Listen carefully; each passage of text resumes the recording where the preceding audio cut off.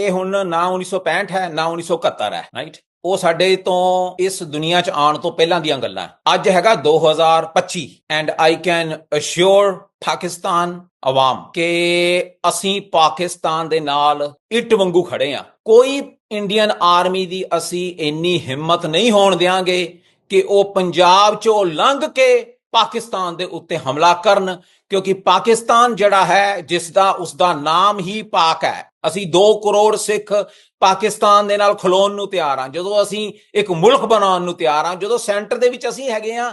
ਕਿਸੇ ਇੰਡੀਆ ਦੀ ਇੰਨੀ ਹਿੰਮਤ ਨਹੀਂ ਹੈ ਕਿ ਉਹ ਪੰਜਾਬ ਨੂੰ ਟੱਪ ਕੇ ਪਾਕਿਸਤਾਨ ਦੇ ਉੱਤੇ ਹਮਲਾ ਕਰ ਦੇਗਾ। ਬਚੇਗਾ ਮੋਦੀ ਵੀ ਨਹੀਂ।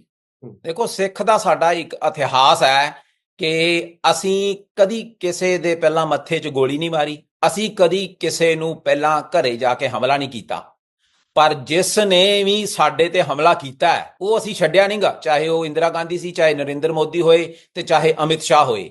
ਜਿਸ ਦਿਨ ਇਹ ਆਪਣੇ ਪ੍ਰਾਈਮ ਮਿਨਿਸਟਰਸ਼ਿਪ ਤੋਂ ਹਟੇਗਾ, and you can keep my video, this one, if I survive by that time, we are going to hold Narendra Modi, Amit Shah, Jai Shankar, Ajit Doval accountable under the international laws, and they will face justice।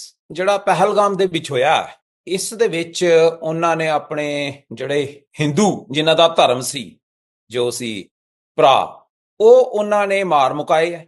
ਤੇ ਇਸ ਦਾ ਕਾਰਨ ਜਿਹੜਾ ਨਾ ਉਹ ਸਮਝਣਾ ਬਹੁਤ ਜ਼ਰੂਰੀ ਆ।